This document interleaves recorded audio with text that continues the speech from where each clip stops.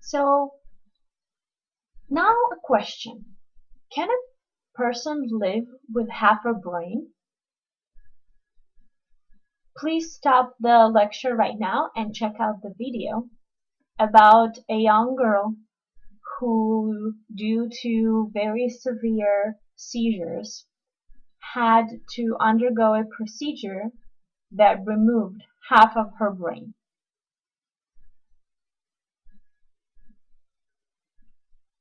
What did this video tell you about the brain's plasticity? It tells you that our brain is extremely adaptable. So even though half of her brain, one of her hemispheres, was completely removed, she was able to return the function almost completely. You cannot tell from just meeting her on the street or in a playground or at school that she doesn't have one of her hemispheres.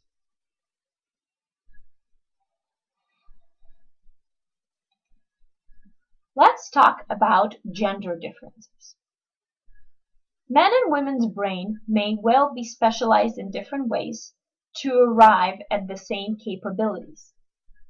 When are giving language tasks, both men and women, for example, show an increased activity at the Broca's area on the left side of the brain. However, for women, both the right and the left sides of the brain are activated. Women are more likely than men to use both sides of their brain. Let's take an actual example. Math abilities. There is this myth that men are better in math than women. However, if you look at the research, there is no difference in math aptitude before the age of 7. Starting in adolescence, however, some differences start to appear. Boys, for example, score approximately between 30 to 35 points higher than girls on the math portion of the SAT. But the scores on the different subcategories of the math test vary tremendously, often with girls outperforming boys consistently. When boys do better, they are usually also doing worse. Boys are also more likely than girls to get nearly all the answers wrong. And it's because if you take boys are more likely to be better, but also worse than girls in math. But what research does, they average it. So on average, it might appear that boys are better in math than girls. This kind of indicates that when we test for math abilities, it's kind of a political choice, if you may. If you report who is best in math, the answer is boys. If you report the average math ability, it's about the same. So how do you decide to test math abilities is also kind of political. Even though boys outperform girls on the SAT, it turns out that those scores do not predict math performance in classes. Girls frequently outperform boys in the classroom. It indicates that the gender gap in math abilities, although historically favors boys, it disappears in more general equal societies.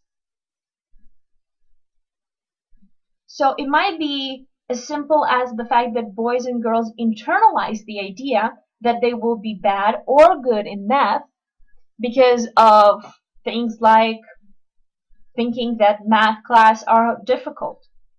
And it might be the fact that when girls start and sit to take a math exam, they might remember that stereotype or myth that girls are worse in math than boys and internalize that idea. So instead of focusing on actually answering the question, they might be like, oh my god, I don't know this answer, it's probably because I'm a girl. If you're taking any math classes now or in the future, and you're a female, my apologies, please don't think about this myth unless you also think about the fact that it's false.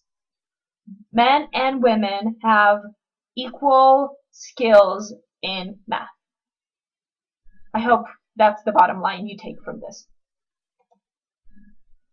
Talking about handedness and whether we kiss right. Handedness is the preference for the right or left hand in most activities.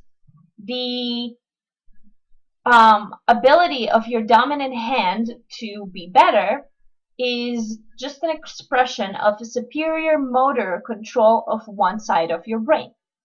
So if I'm a right-handed individual, which motor control is more superior?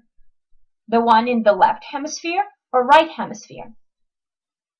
Left hemisphere. Remember, it's the cross. So left hemisphere responsible for the right side of the body. We also have a preference for a certain sightedness, which is the preference for the combination of head, hand, foot, eye, and ear. We generally prefer to breathe through one nostril over the other, and even have a preference for which direction we lean our head when kissing. And both nature and nurture can influence a person's handedness. Handedness is the partially inherited, so two left-handed people have a higher chance of having a left-handed child than two right-handed people. However, environmental factors such as learning, birth traumas, and social pressure to use the right hand can also affect which hand you end up favoring. And just because Friends is an awesome show, I would like to show you a clip of Joey getting a new brain and how ridiculous it might seem to some characters, Ross, when he tells the group about this. That's all I have for now.